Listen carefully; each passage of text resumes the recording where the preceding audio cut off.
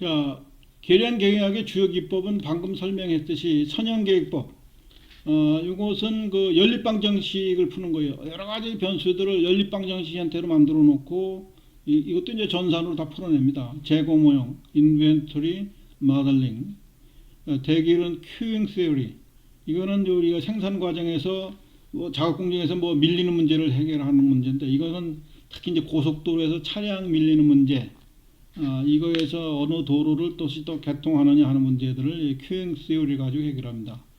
시뮬레이션, 어떤 문제나 사회적 현상들을 해결하고자 할 때 실제와 비슷한 계량적 모델을 만들어 놓고 변수값을 바꿔가면서 반복적으로 계산하여 그 특성을 파악하는 기법. 이건 시뮬레이션은 엑셀 가지고도 단순한 시뮬레이션을 할 수가 있습니다.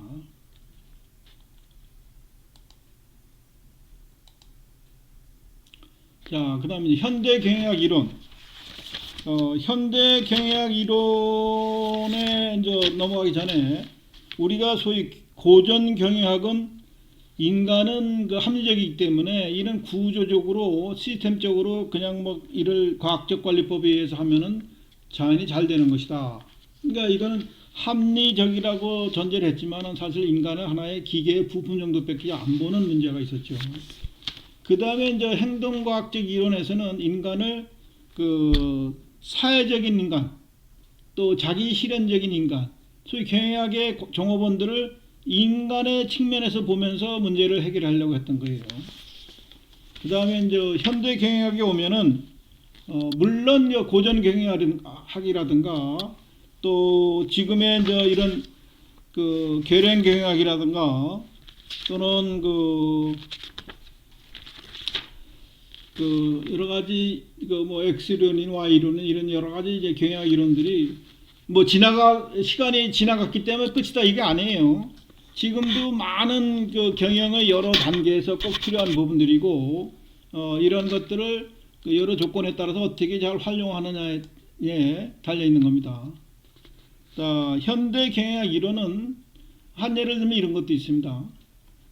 정주영 경영학이라는 것이 우리나라 서울대학교 대학원에서도 학제 과목으로 개설한 적도 있고요. 하버드 대학의 비즈니스 스쿨에서도 다룬 적이 있어요. 정주영 경영학. 그러니까 오늘날 현대건설이 현대그룹이 어떻게 성장 과정을 거쳤느냐, 어떻게 성장을 했느냐 하는 문제. 특히 이제 정주영 씨 같은 경우는 조선조를 건설도 하기도 전에 영국에 가서 배를 수주해 오는데 장비도 없고 실적도 아무것도 없는데 그때 이제 그 동전에 있는 그 거북선을 보여주면서 우리가 무려 500년 전에 이런 걸 만든 나라다. 뭐든지 할 수 있다. 그래서 계약을 성사시켰다는 그 일화가 있고요. 또 여러분들은 잘 모르겠지만은 태안반도에 가면 그 방파제를 어마어마하게 해안 방파제를 쌓아놨죠. 그것이 효시가 돼서 저 군산 쪽에서도 맞고 인천 쪽에도 맞고 그러는데 대부도도 막았었죠. 이렇게 대부도 막기 전에 서해안에 그 갯벌 막는 공사부터 있었는데 그걸 막다 보니까 마지막에 마무리 지는데 이게 아무리 몇 톤짜리 바위를 쏟아 부어도 그냥 금 위에 그냥 다 휩쓸려 내려가는 거예요. 어떤 도저히 방법이 없는 거예요. 수많은 과학자들이 연구가들 전문가들이 별별 방법을 다 했는데 실패했는데 정주영 회장이 간단히 해결했잖아요. 어떻게? 소련에서 어마어마하게 큰 유조선 38만 톤급 유조선을 거기까지 끌고 와가지고 그 앞에다 그냥 탁 침수시켜 버리는 거예요. 거길 딱 막아놓으니까 어떻게 되겠어요? 물살이 약해지겠죠. 고세에 다 갖다 막아버리고 배는 끌어다가 나중에 이제 고철로 해체해가지고 고철로 다 이용했고, 이런 번뜩이는 아이디어가 정주영한테 있었던 겁니다. 그래서 그런 것을 분석하고 연구하는 것이 정주영 경영학이에요. 그래서 내가 저 앞에서 얘기했지만 경영학이라는 것은 성공 사례의 모음집 같은 거예요. 성공 사례의 모음집. 그래서 어떤 그 주어진 여건 하에 우리 이제 이런 성공사들 경영학 책에서 소개되는 많은 사례들을 응용하고 그걸 적용하면서 또 나만에 맞는, 나만에 어울리는 이런 경영 관리 시스템들을 개발해내는 것이 그 성공의 요인이에요. 그러니까 이런 경영학을 배우거나 또는 사회 과목이든 뭐든 다 마찬가지예요. 내가 사장이다 생각하고 공부를 하면은 이게 다 눈에 다 들어와요. 안 들어올 리가 없다고. 집에서 조그마한 뭐 음식점을 하고 있다거나 또 뭐 양품점을 하고 있다 하는 것도 똑같은 관점에서 보면서 그 가게를 꾸려가면은 그 대박 칠 수가 있는 겁니다. 남이 해주는 게 아니에요. 자, 첫 번째 현대 경영학의 이제 시스템 이론.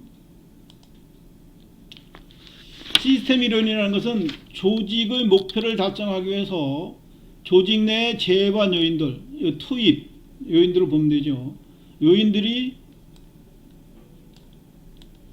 적절히 상호작용하고 조화로우며 균형을 이룰 수 있게 해야 한다는 이론이다. 사실 이 기업이라는 것은 어떤 환경 속에서 존재하는 거죠. 그죠? 환경 속에서 자본, 노동력, 전략, 정보 이것도 다 들어본 단어들이죠. 이걸 투입해가지고 그 회사 내에서 이제 관리 활동과 여러 가지 이제 관리, 경영 관리를 하면서 또 조직원들이 활동, 여기는 뭐 생산하고 판매하고 뭐 이런 걸 다 들어가는 거죠. 이 과정을 통해서 회사 밖으로 내보내는 거죠. 이게 아웃풋, 서비스나 제품을 내보내거나 재무적 성과나 비재무적 성과들을 산출해내는데 이것들 과정에서 또 문제가 되면 피드백 돼가지고 투입 전략을 수정해야 되겠죠. 그죠? 투입 전략하고 또 환경에서의 문제가 되면은 그걸 또 적절히 조정해서 요즘 같으면은 뭐 에코 또는 그린 이런 얘기들이 많이 하죠. 그 환경에 친화적인 생산 시스템 또는 친화적인 제품들을 생산하면은 그 기업이 성공할 수 있는 거죠. 그래서 이런 것들이 다 시스템적으로 연결되어 있다 이런 얘기예요. 뭐 한 가지만 잘한다고 되는 게 아니라 이런 것들이 상호 유기적으로 조화롭게 균형을 이루어야만 기업이 발전한다 하는 얘기입니다. 그 다음에 대두되고 있는 이론이 조직들은 상황적합 이론이라는 겁니다. 서로 다르고 또한 같은 조직이라도 시간의 흐름에 따라 변하기 때문에 계속해서 새로운 상황에 직면하게 된다. 따라서 관리 기법도 각각 상황에 가장 적합한 관리 기법을 정해야 한다는 이론이다. 우리가 지금 관리 기법을 저 앞에서부터 여러 가지를 배웠죠. 과학적 관리 기법부터 저기 그 상황 시스템 이론까지 쭉 배웠는데 이런 것들이 다 역사적으로 지난 100년 전이기 때문에 지금 필요가 없어. 이게 아니라는 거예요. 우리나라는 그런 현상이 덜 하지만은 중국 같은 경우는 땅덩어리가 하도 크다 보니까 어느 저 시골 변두리 가면 아직도 구석기시처럼 사는 민족들이 있어요. 그리고 이제 어디야 상하이나 북경 오면 뭐 완전히 뭐 21세기 첨단 과학 도시처럼 됐죠. 나도 한 20여 년 전에 북경 갔는데 깜짝 놀란 것이 그 북경 그 시내 프리덤거리인가 거기 갔더니 그 고급 아파트가 있고 그런데 아주 그냥 센 거지들도 엄청나게 많아요. 좋은 차도 많지만은 그냥 그 다 찌그러져가는 자전거나 리어카 이런 것들도 엄청 많고요. 한여름인데도 아주 두꺼운 중국 공산당 옷도 있고 손에 때가 딱지락지 붙으면서 우리 따라다니면서 돈 달래요, 돈 주세요, 돈 주세요 하는 사람들도 꽤 많아요. 그러니까 중국은 21세기부터 구석기 시대 같이 공존하고 있어요. 그러니까 그렇기 때문에 지금의 21세기를 하더라도 그 환경적 특성에 맞게끔 조직의 규모에 맞게끔 또 개인의 특성과 조직의 문화에 맞게끔 또 일의 구조와 성과, 그러니까 일의 과업의 그 뭐 복잡성이라든가 이런 거에 따라서 관리 기법이 다 다르다는 거예요. 그래서 기업이 처한 상황 변수에 따라서 이 상황 접합 컨틴전시 시리라는데 그 상황에 맞게끔 적절한 관리 이론들과 시스템들을 도입해서 운영돼야 한다는 이론을 얘기하는 거예요.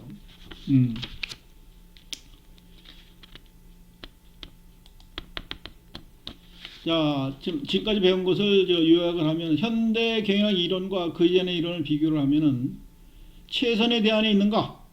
현대 경영학에서는 있다 없다 뭐 이게 없고 그냥 그때그때 다르다는 거예요. 그러니까 이전 고전 경영이나 행동과학적 경영은 최선의 대안이 있어서 그걸 찾으려고 노력을 했었죠. 환경과의 시스템 관계는 개방 시스템이에요. 환경이 변하면은 기업이 적절히 대응해야 되는데 이전 우리 경영학은 환경의 문제는 우리 그때는 고려하지도 못했었죠. 그죠? 그 시야의 범위가 우리 이전 경영에서는 조직 내부의 문제만 고려를 했는데 외부 조직까지 개방적이다 보니까 고려를 해야 되는 것이요. 그리고 이제 고정경영은 미시적인 아주 극선 뭐 생산 부분, 어떤 특정 부분, 뭐 마켓 이런 걸로만 봤는데 현대 경영학은 거시적 관점에서 봐야 되는 거예요. 지금 코로나 이런 사태 같은 것들이 우리 기업에 어떤 영향을 줄까? 소비자 심리는 어떻게 변할까? 그 소비 행태는 어떻게 바뀔까? 이런 걸 연구하는 것이 현대 경영학이라고 보면 되겠습니다. 자, 토론에 보면은 관료주의는 약일까 독일까?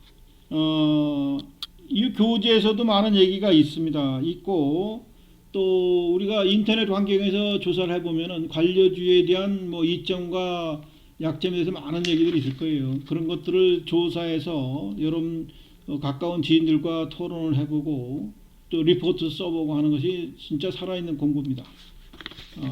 그러고 여기 이제 핵심 용어들을 보면은 이 책을 보기 전에는 처음 듣는 얘기했었겠지만은 지금 보면 뭐 좀 봤던 이론들이죠.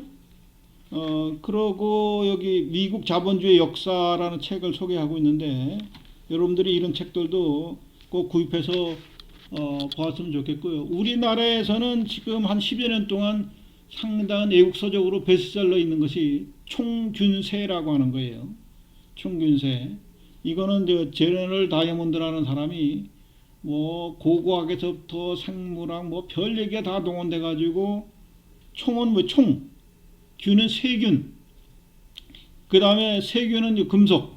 이거에 의해서 세계의 문화와 질서가 재편됐다는 얘기를 쭉 해가는데 상당히 여러분한테 많은 것을 남겨줄 수 있는 교재니까 책이니까 여러분들은 한번 꼭 사보길 바라고요. 이것도 레포트를 성실히 작성해서 꼭 제출해 주시길 바랍니다. 또 강조하지만 레포트는 매번 평가를 해서 기말 성적에 반영이 됩니다. 자, 그동안 수고했습니다. 안녕.